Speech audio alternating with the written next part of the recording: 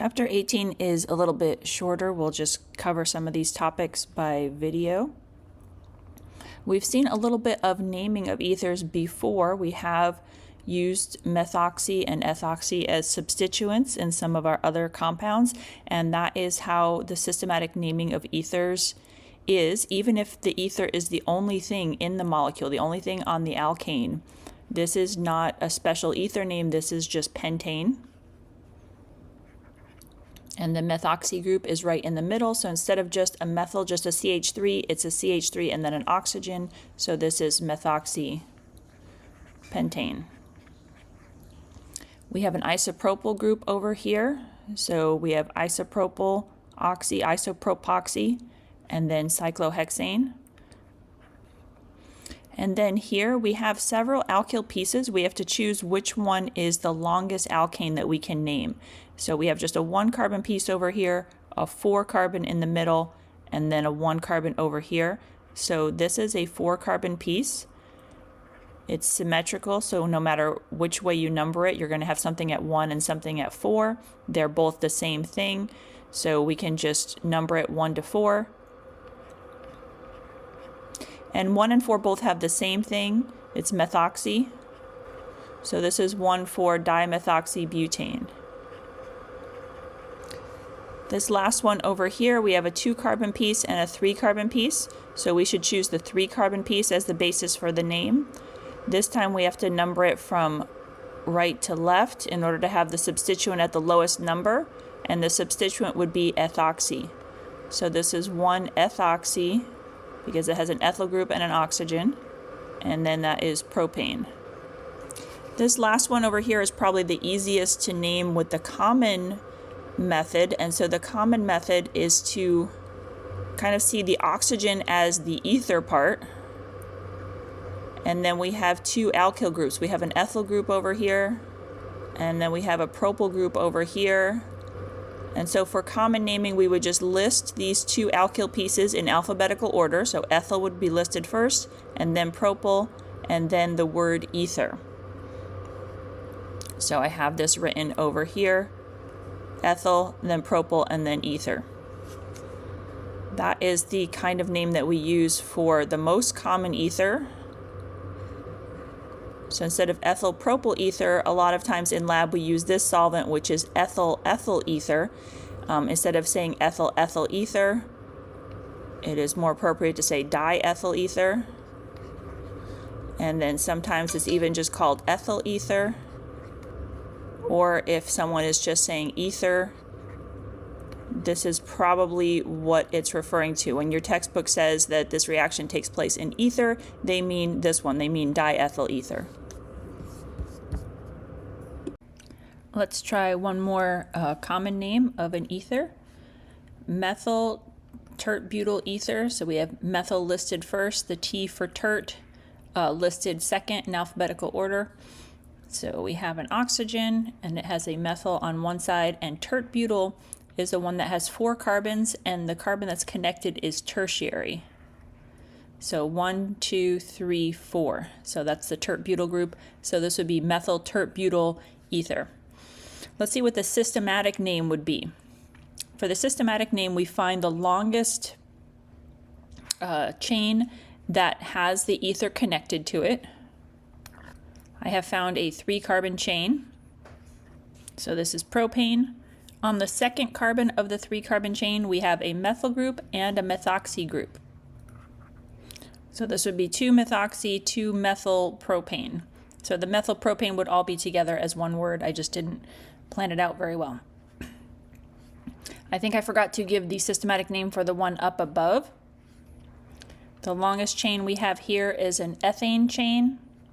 And so this would just be ethoxyethane. You don't have to put that it's on carbon 1 because there's no possible way to have a substituent on carbon 2 in this molecule. If you have the substituent on carbon 2, you've numbered the chain incorrectly.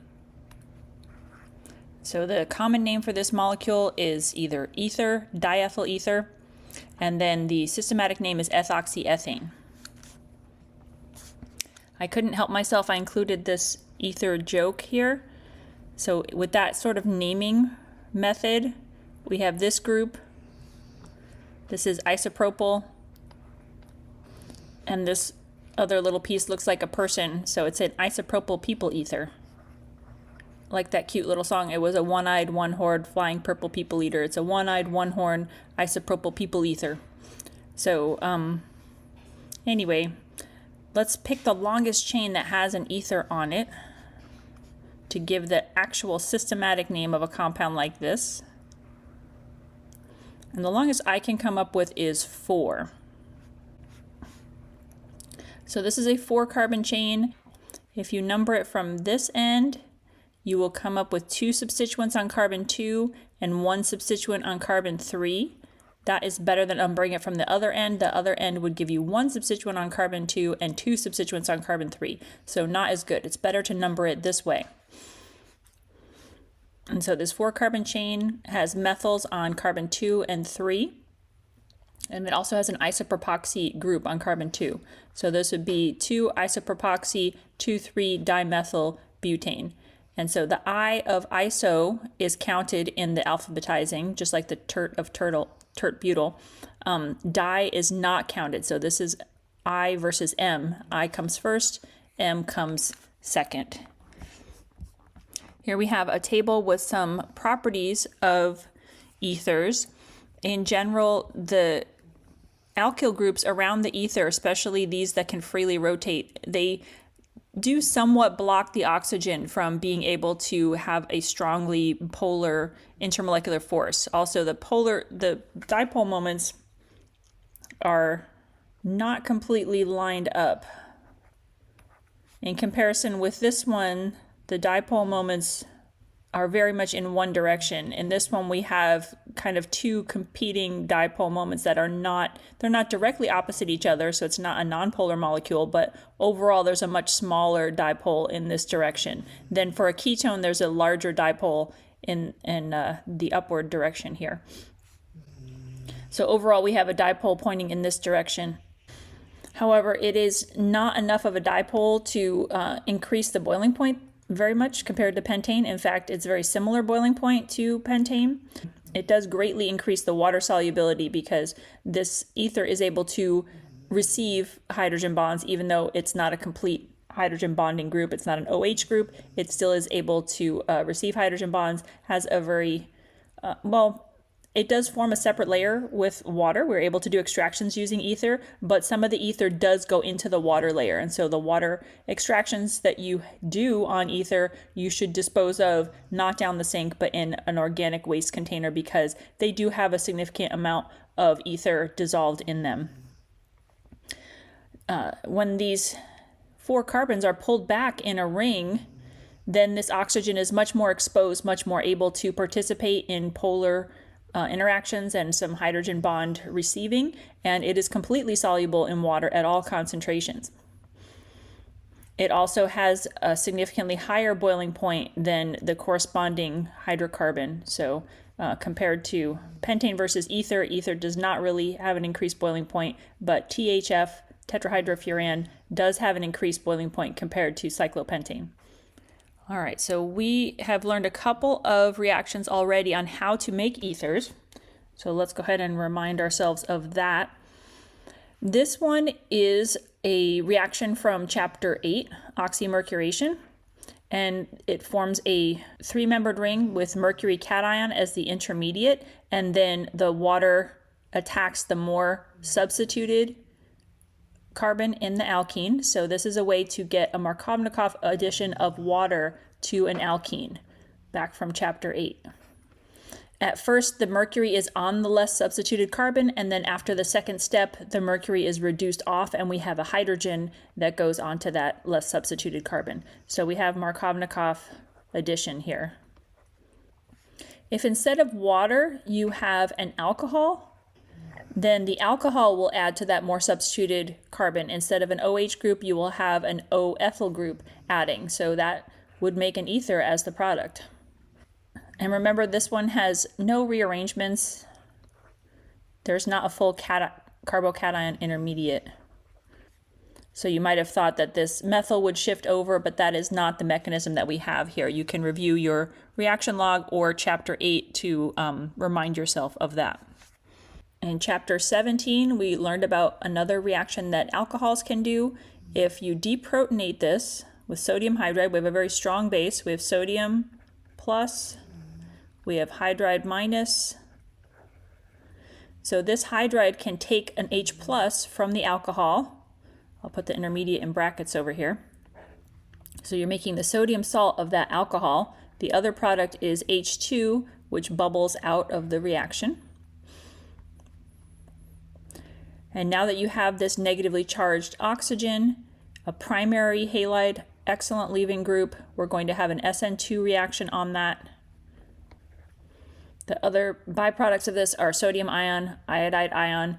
It's not really necessary to draw those. We're focused on the organic product, but I put those there just as a reminder. This is a milder set of conditions. You don't have to form the sodium salt of this alcohol first.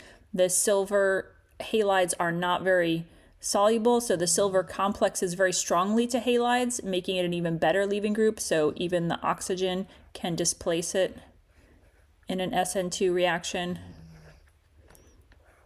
So again, we get this ethyl group on the oxygen as our main organic product. So this is an SN2 mechanism for the Williamson ether synthesis. We have a strong nucleophile attacking a leaving group. All right, so here we have an alkoxide attacking methyl iodide. Here we have methoxide attacking tert-butyl iodide. So an SN2 reaction, remember, to have that nucleophile attack, it works a lot better on primary, some secondary carbons. So this tertiary carbon, with even though iodine is a good leaving group, having this tertiary carbon attack is not as favorable. So I think that this plan would be the more effective plan to make the product shown. I think this one, instead of being able to attack that hindered carbon, it would attack this proton. So we would grab the proton instead, have this go down here, have the iodine come off. And so instead of this product, we wouldn't get too much of this product. We would be getting propene or 2-methyl propene as a product instead through elimination mechanism. So ethers are usually good solvents because they're not very reactive in a lot of different reactions. And we learned in chapter 17 that alcohols sometimes are not very reactive compared to halides because hydroxide is a very bad leaving group. And so we need to activate this with acid, toluene sulfonyl chloride. There's different activating agents that we turn the hydroxide into a better leaving group. A lot of those do not work with ethers. So alkoxides, methoxide, ethoxide, any kind of alkoxide is not a good leaving group either. For the same reason hydroxide isn't, they're pretty substantially basic.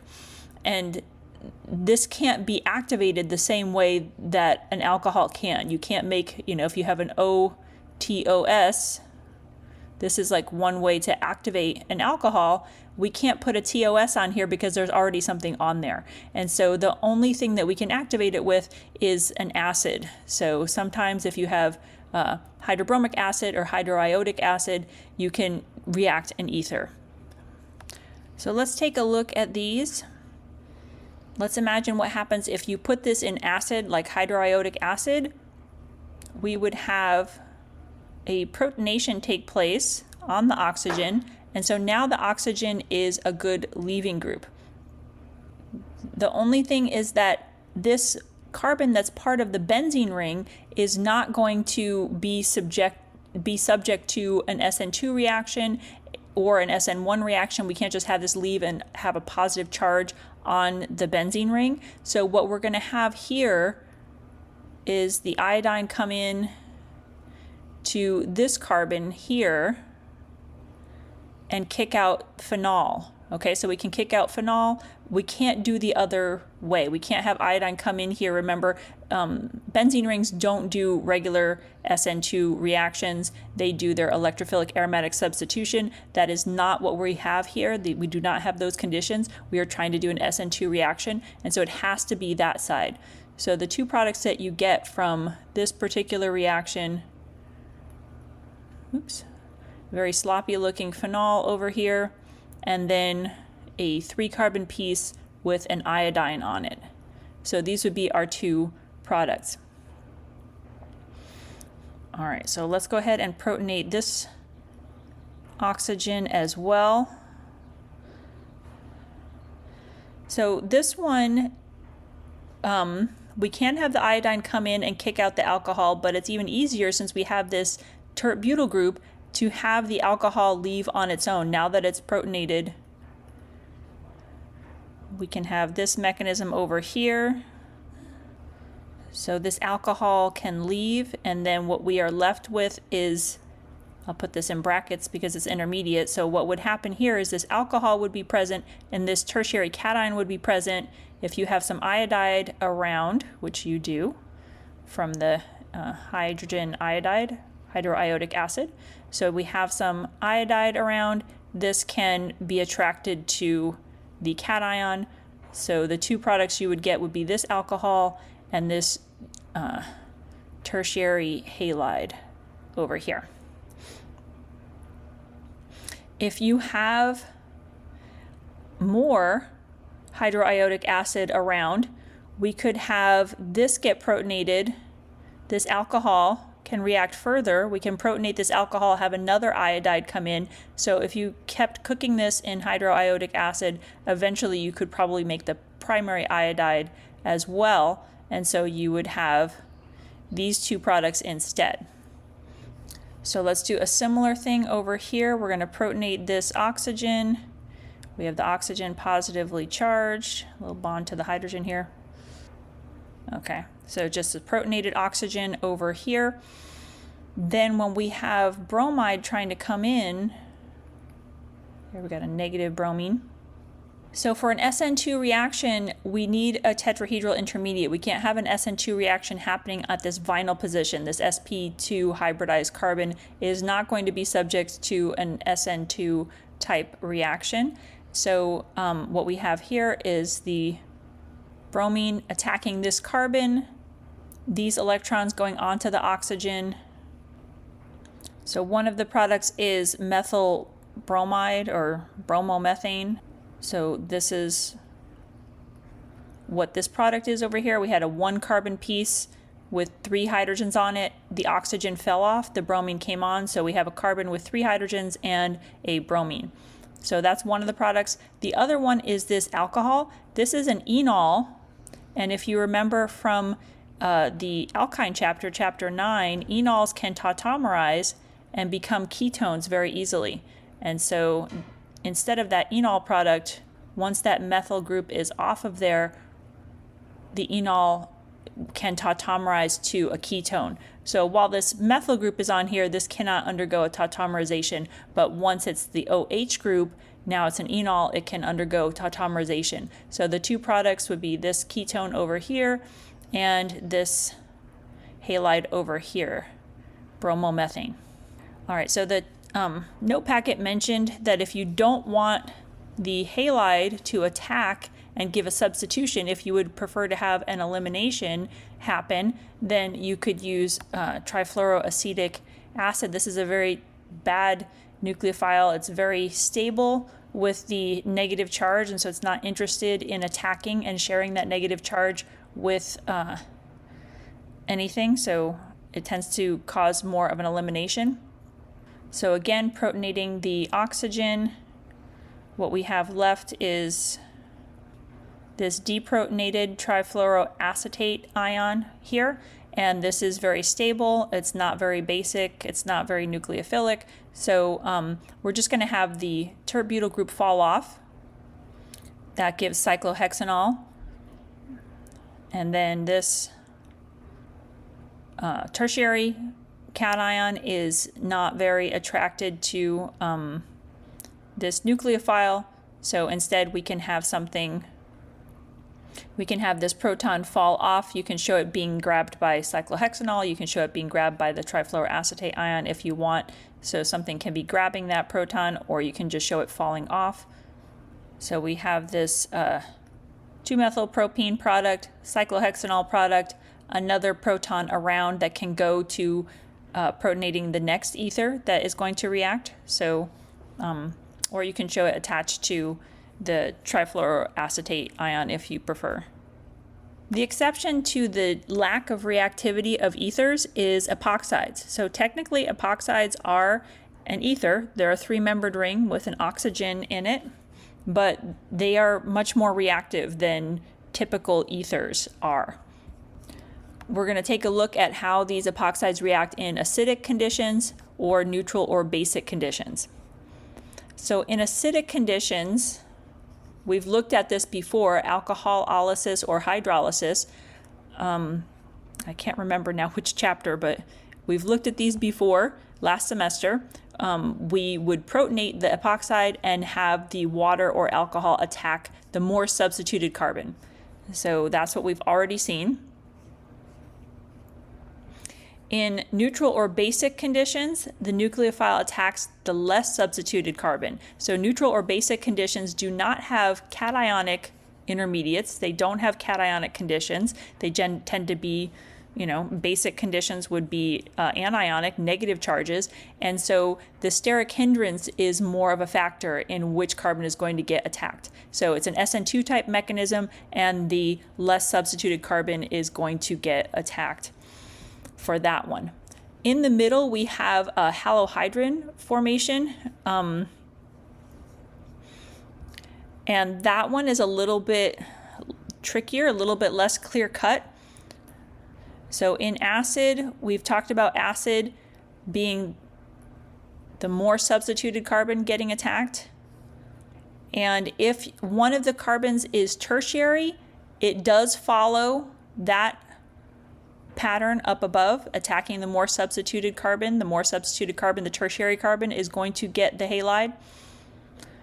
However, if there is not a tertiary carbon, if we have a secondary and a primary carbon as part of the epoxide, then the halogen in particular will attack the less substituted carbon. So that's a little bit of an exception. So the exception, I would say, is that if you have specifically one primary and one secondary carbon and halohydrin, acidic halohydrin, so if you have HBr or HCl or HI, so for example, this is your acid and you have a primary and a secondary, then you're going to have an exception to the rule, and you're going to have the acidic one following the conditions that you would expect for basic or neutral conditions. All right, let's see if we can remember that and provide the correct product of each reaction. Okay, so right away we're getting a little bit tricky over here. Let's go to B first. Let's do B first. B is one of these exceptions. So we do have acidic condition, but we have a primary and a secondary. Okay, so we have a primary and a secondary with acidic conditions. And so that is our exception. That is the one where the bromide is going to attack the less substituted carbon.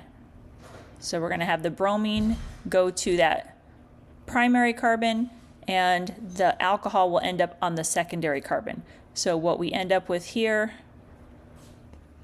so for this one you might have to go and review the chapter 8. Let's go ahead and take a look. We are in acid. So this becomes protonated. Now we have chloride around after that happens, and we also have methanol around. So methanol, remember, if you have methanol or water around while you are doing this, instead of the halide, you will get the oxygen attacking. So, and in acid, the oxygen is going to attack the more substituted carbon.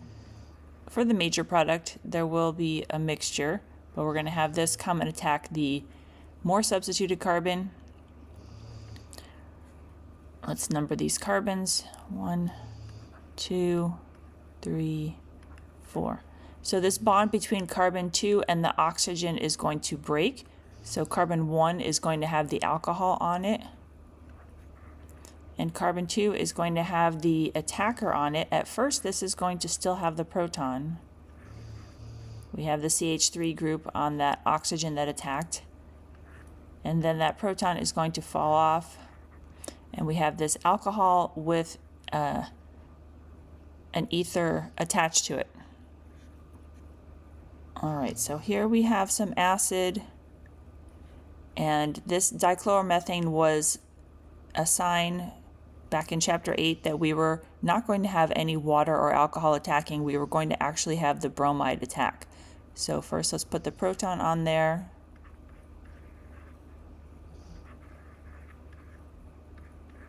And then we have the halide available for attack. This time we have a primary versus a tertiary carbon, and so we're going to have more of an SN1 mechanism, that this bond is going to start to break, leave the cation here at the more substituted carbon, and we're going to have the bromine attack the more substituted carbon here. So carbon 1 is going to have that alcohol. Carbon 2 is going to have the bromine on it. And then 3 and 4 don't have anything on those. The next two examples are the epoxide opening in basic conditions instead of acid conditions. So we do not have a protonated oxygen, and we do not have a bond starting to form and put positive charge on the more substituted one. This is simply an SN2. There are no positively charged intermediates, and the SN2 is going to go better with the attack on the primary carbon, the less substituted carbon, because it's less hindered. And so both of these, this methoxide and also the amine, are going to be attacking carbon 1.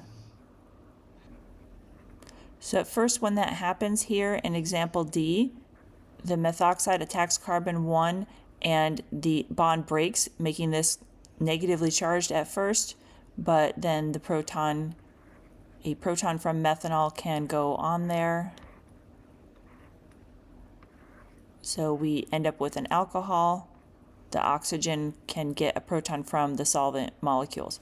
So this is the ether alcohol that we get for this particular one. And for here, we'll just go ahead and draw the final product that results.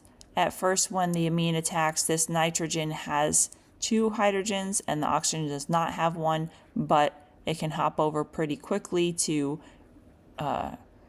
relieve that intermediate. The intermediate has a positive on the nitrogen, a negative on the oxygen. I could go ahead and draw that off to the side. So first, when the nitrogen attacks, it still has the proton on here. It does not attack as a negatively charged nitrogen. That is extremely basic. That is not the conditions that we have here. So it attacks, opens up the epoxide, and then the proton pretty quickly can hop from the nitrogen to the oxygen and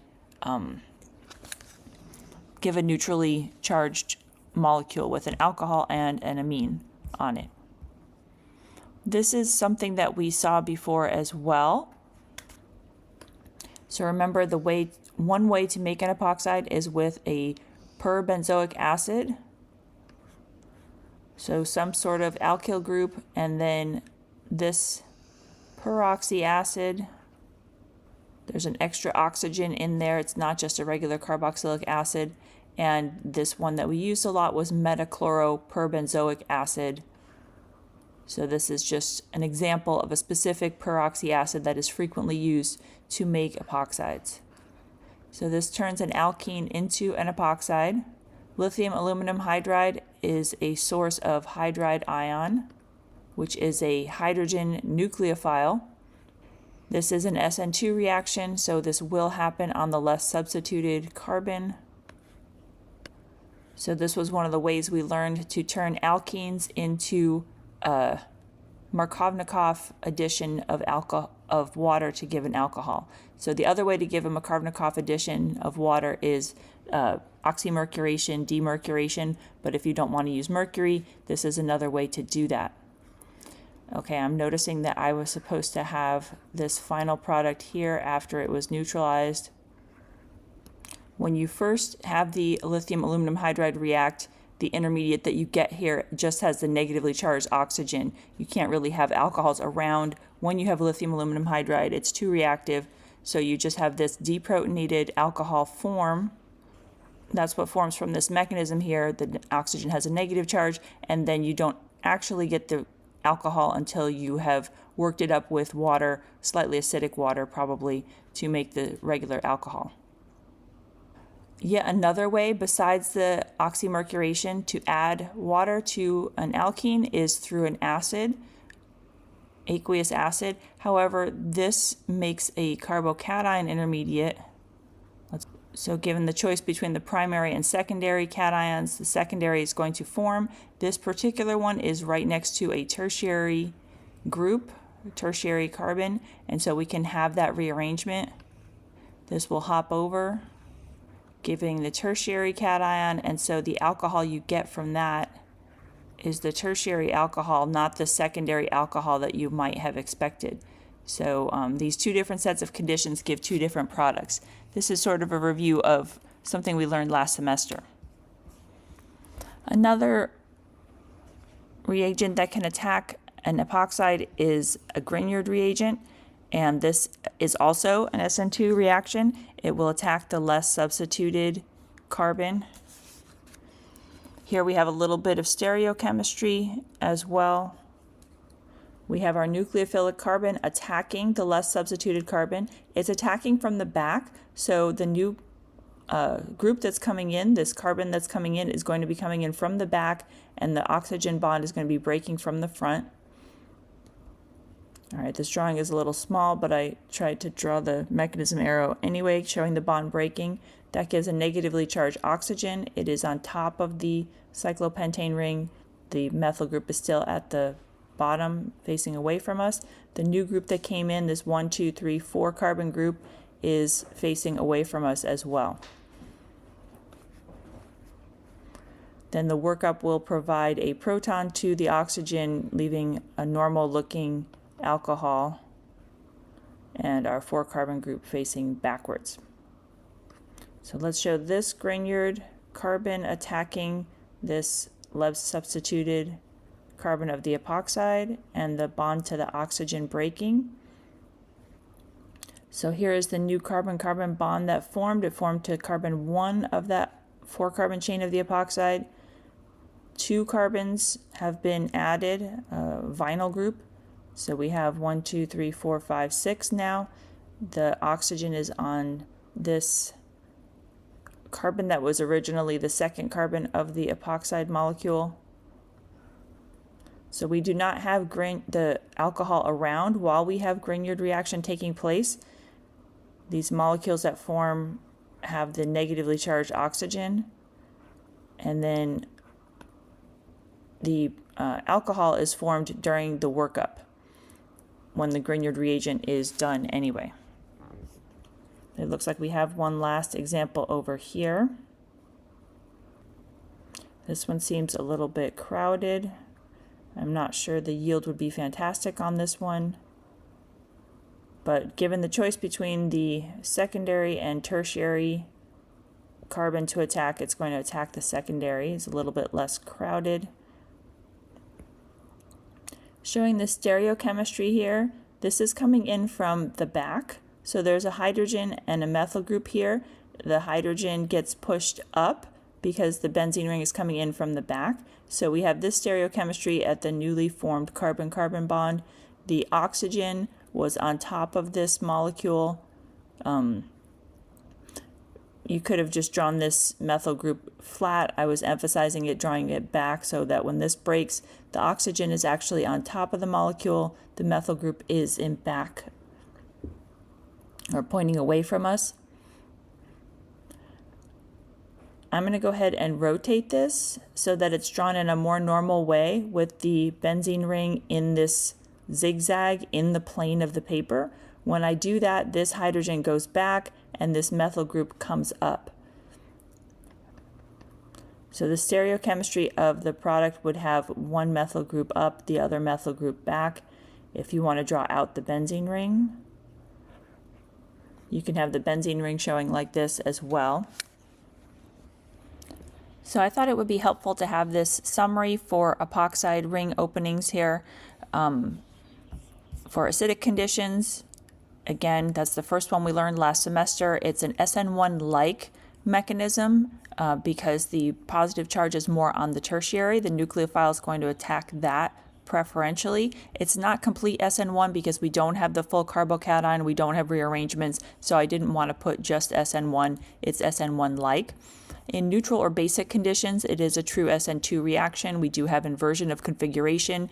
Primary is the most likely to get attacked by a nucleophile, so that behaves as expected. For that acid conditions with the nucleophile being a halogen, so HBr, HCl conditions, we have a more of an SN1-like if there's a tertiary present, but then if there's only primary and secondary present, it starts acting more like SN2. So we have this little strange order of preference. It'll prefer a tertiary for the nucleophile to attack there. If that's not available, it will attack a primary instead.